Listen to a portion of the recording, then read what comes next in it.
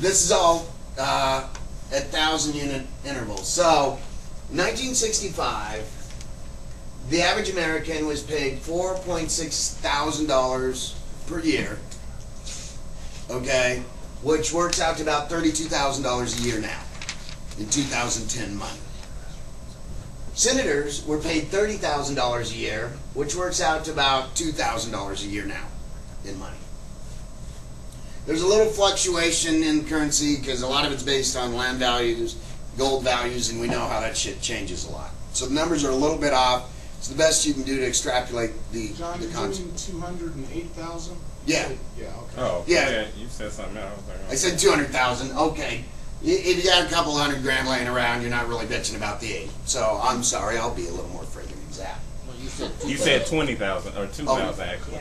Oh, okay. 208,000. Yeah. All right. The tax rate, the top tax rate in 1965 was 70% of your income once you hit 200,000 a year. So if you made 200,000 a year, you paid 70%. You made 190,000, you paid like 52% or something. I don't know the exact number below that. Now, we'll jump into today. The average American earns $41,000 a year. We know that bullshit because the numbers are way off. Because they say the unemployment's at 9%, it's really about 22%. It's just now, we look at the rules, if you've been unemployed for more than 9 months, we don't count you as unemployed anymore. And an awful lot of people have been unemployed for more than 9 months. Just gonna kick the equipment? That's alright, it's not. Okay, which basically correlates to about 6,000 a year back in 1965. So the number's a little bit off, but not a great amount. The senators right now, the standard senator, unless they have a higher position, because there's several levels of senators, I don't know if most of you know that, but like, what is the vice president? Oh my God. 100,000 a year. But what's the vice president's job? He's The president. He's a friend. Who said that? He's a senator. The highest senator.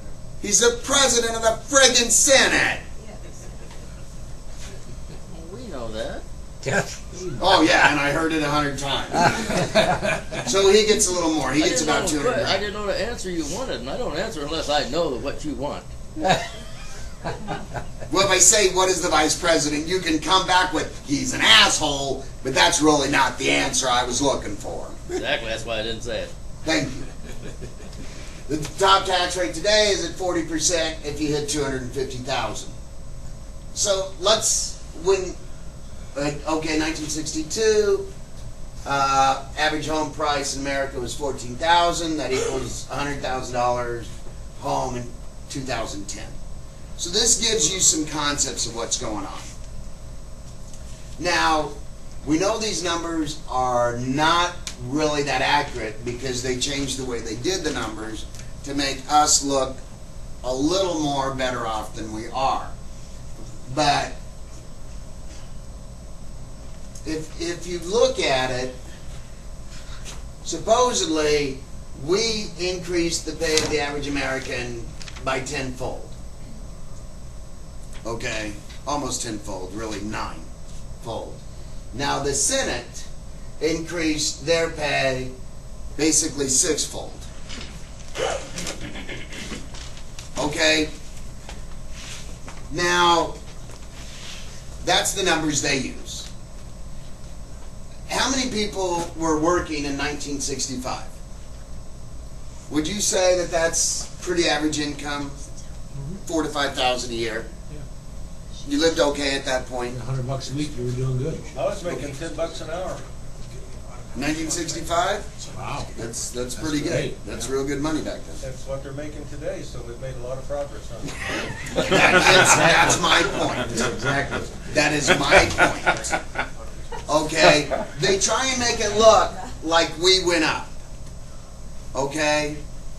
Now, if you were making 30 grand back in 1965, you would have been living pretty high on the hog. Especially when you have no private bills. Remember, all of their needs are taken care of by us. We even buy their stamps. We have to buy everything for them. You can be a senator and not own a car and never have a problem getting anywhere. You can be a senator and never buy a plane ticket. You do travel every day of your life if you want.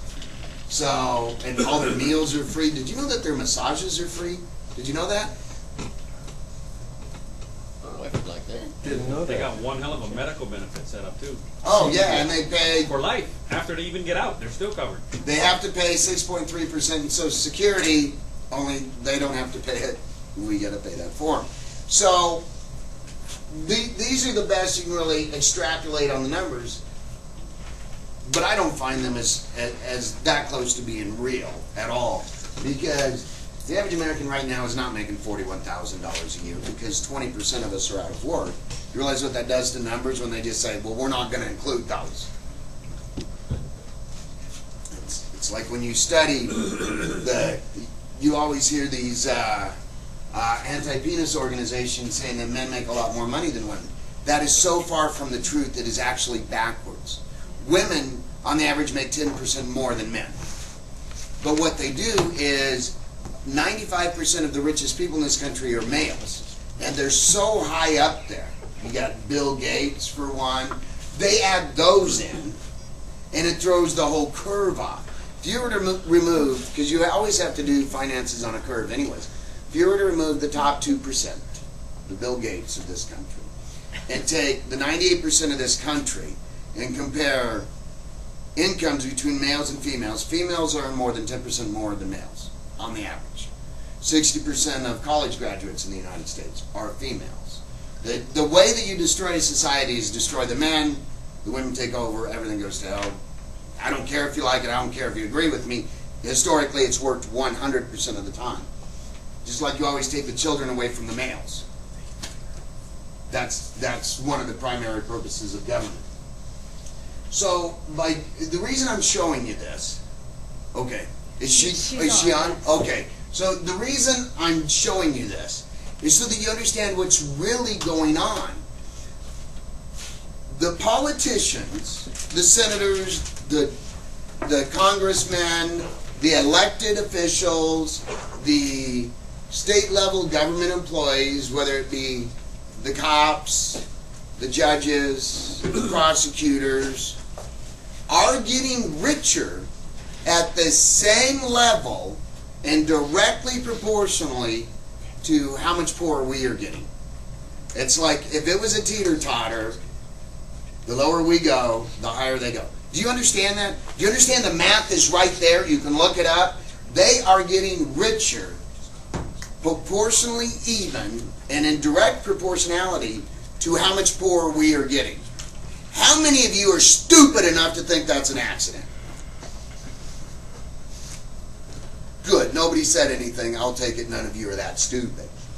Good, that's what we meant. Cool. That's exactly what we said. Yeah. Yes. What we didn't say. Just like that thing with lawyers. It's not what they say, it's what they didn't say. So, I don't believe any of this is an accident. And that's the only reason I brought this up, because mathematically you can prove it's not an accident. So, now we're going to talk about this whole concept of what to do if you fell for one of these groups. Okay, here's the problem. First of all, I'm not sure what the law says in California. But the law is worded very, very similar in most of the states that I've looked up. Filing a false and or forged, and or means exactly that. Either you did both or you did one or the other. So filing means exactly what you think it means. Filing a false and or forged document into a public office. So public office usually means a county recorder's office. It can also mean other government offices. It can never mean court. And I got a story about that one. So, if you filed a document that is false or forged into a county recorder's office, in every state that I know of, that's a felony. Now, usually there's more than one felony per document. So we have to discuss what false or forged mean. Yes, Robert? Point of clarification, if the document was sent to the attorney slash debt collector slash, as holiness, and they saw that was a fraud, and so they filed it as a complaint in some form, could they do that? Yes. Because I will step backwards for a minute and say the pretext on that law is caused to be filed or filed. So if you send a document to an attorney and he chose to record it, you would have a pretty good argument, because when you send stuff to opposing counsel, it's really not incumbent on them to take it anywhere other than you dealing with them. Matter of fact, there's actually some restrictions against that. So I don't know, it would be hard for me to see that as an issue. Now, if you gave it to your own attorney and he recorded it, then you caused it to be filed. Either way, your notarized affidavit should cover your butt. Could cover your butt. Okay, so let's look at the reality of what has happened for people that have filed things in the county recorder's office. Do we all understand that banks, mortgage companies make mistakes on a regular basis? Would you all agree to that? Yes.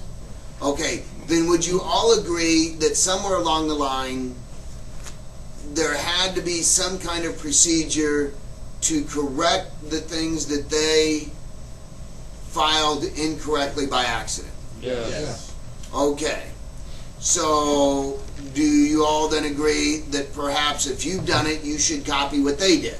Yes. Okay. Do you all believe that the outcome will be the same? No. Very good job. Okay. Now, why could that be? One reason could be because they have certain licensing arrangements. I don't believe that's the reason. I believe the reason is because the courts and the prosecutors just give them a walk. Now, before 1990, give or take, these laws were substantially different.